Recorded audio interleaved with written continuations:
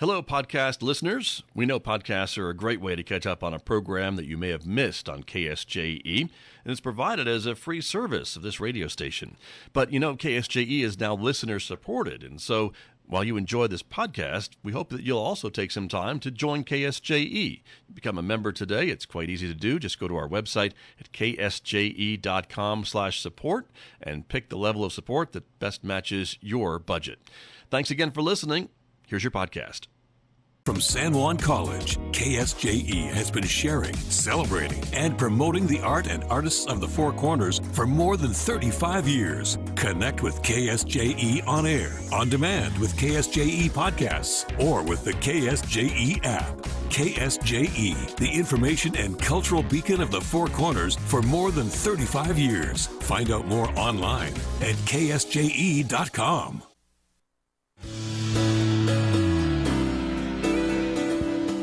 Now back to Studio A and the award-winning Scott Michlin morning program on KSJE. 8:50 a.m. Wednesday morning here on KSJE. We have an extra segment for you this morning to talk to local filmmaker who is about to present his latest film here at San Juan College in just a couple of days. Skyler Loyd is joining me here in the studio this morning. Good morning. Thank you for coming in this morning. Yeah, thank you for having me. You bet. I appreciate it very much having you here and talk a little bit about your film and the work that you have done in filmmaking, of course. And so all of those things we're going to try to cram into 10 minutes here. But the film is called That's Not Me.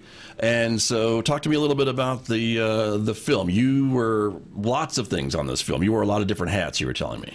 Yes, I not only acted in it, but I directed, produced, composed music for it. I lots of late nights working on it. Sure. But I had a really great team working on it. Anthony Lujan is my co-star, and Paul Hamby was my director of photography. So it really wouldn't have happened without them, Nice.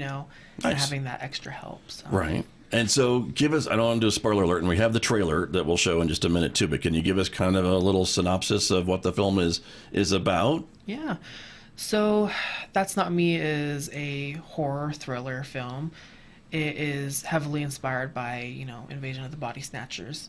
We follow a ICU nurse. They come home to realize that their roommate is not who they say they are. And that's, without giving too much away. That's the setup, though, basically, right? Yeah, okay. Let's take a look at the trailer and take a look a little bit at the film That's Not Me.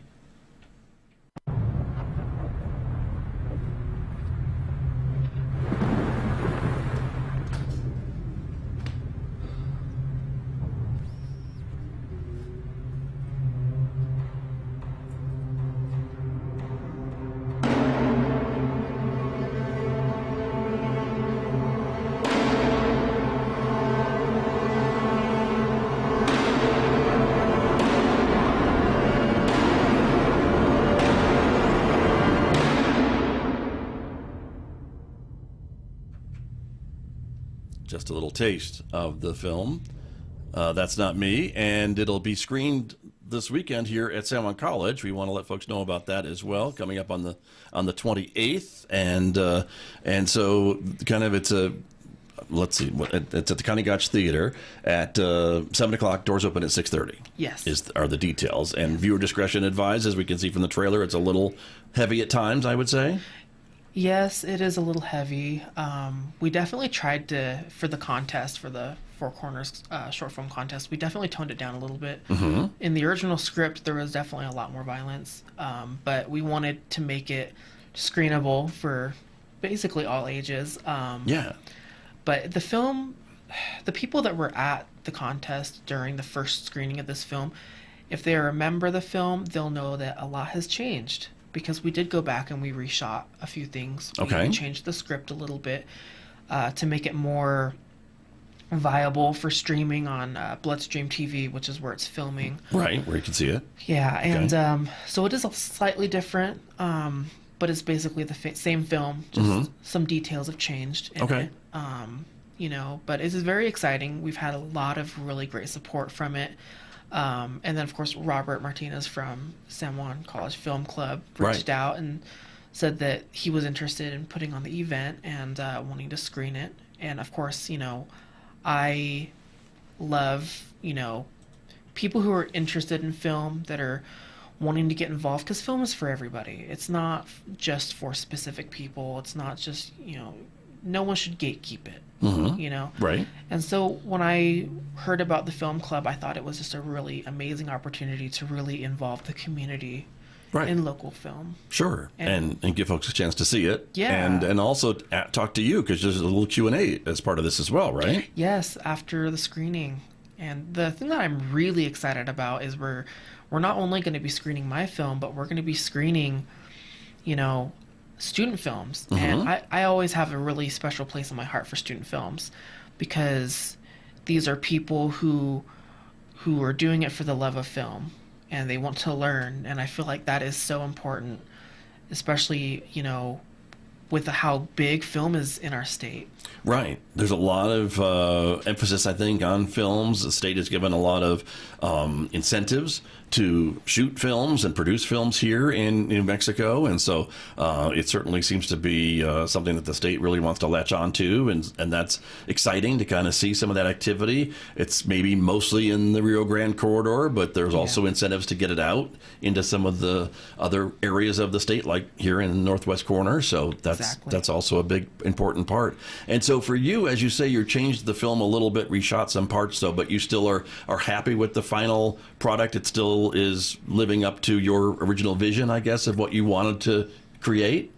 Yes, and with every project, you always have this, we should have done this, we should have done that. But with this film, it kind of, the way it came out was, I believe, exactly how it was supposed to. I think that, it is probably the best film that me and my group of people have ever made. And of course, 6 years ago we came out with a film called Agent 6, and that was a really good one. That a lot of people liked that one, but it didn't have a festival run. Right. This one was screened, in all parts of the country, and even some parts of the world is where we had screenings. And and like I said, the support and the love for this film has really surprised me. I wasn't expecting Pleasantly? it. Yeah, very pleasantly. Okay. And it trended on Bloodstream TV for 10 days at number 2 worldwide. Congratulations. Thank you. And it was very, very surprising to me. I was not expecting that. I was not, that was not on my bingo card for this year.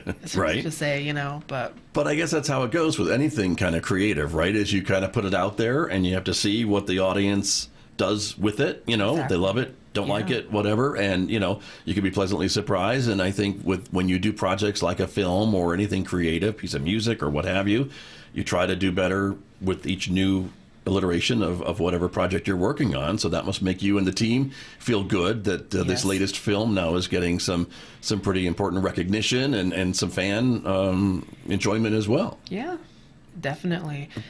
That's got to be great. And you had, like we said, a lot of hats. You wore a lot of hats on this film. So you were an actor. You wrote some of the music or all the music on this film as well. And so with all that being done, I mean, how long did it take you to put this all together, would you say, from at least the shooting schedule? How long did it take to put it together? So we got the whole film shot in 2 days. Is that part of the contest? Yes. Okay. So we had 1 week to create a film. And I know that at first, we were panicking. We were like, oh, I hope we get, because we were assigned the genres of film that we were supposed to use. This is all part of the contest. So it's for folks who maybe aren't familiar that there's a contest and you get assigned, this is your genre, and you have X amount of time to do this film. Good luck. And that's really about it, is it? Yeah, and they give you what you're supposed to do, and they put you out there and they're like, good luck. And we had to get the clock is ticking. Exactly. And we had to get it to them by midnight on Friday night. Okay. Because it was screening on that Saturday. Wow. And I got it to John Booter with 5 minutes to spare. I was panicking, but I got it. And that's with all the reshoots and the little tweaks and things, or that's after the fact? That's before. Okay. So, all right. So we got it all shot in 2 days. I stayed up all night, did the music for it. Paul, he edited it. He, got it all done. And then we got it to John Booter for the screening. Yeah. 5 minutes to spare.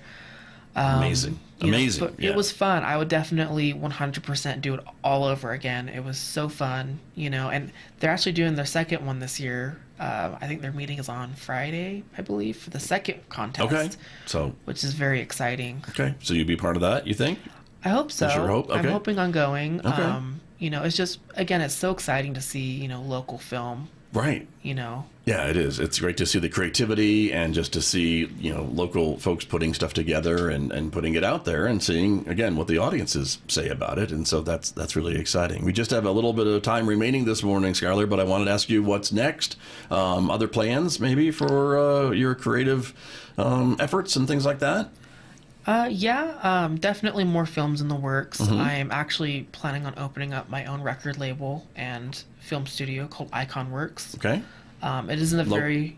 very local, and we're going to focus on contemporary classical, experimental, abstract music, as well as, art house films and all that. So, well, good luck with that. Come back and tell us how it goes, will you? Thank you, of course. Okay, very good.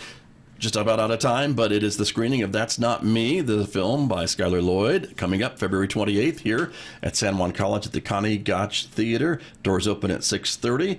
The film will be screened at 7 with a special Q&A with the director, cast, and crew coming up February 28th. This is KSJE, Farmington.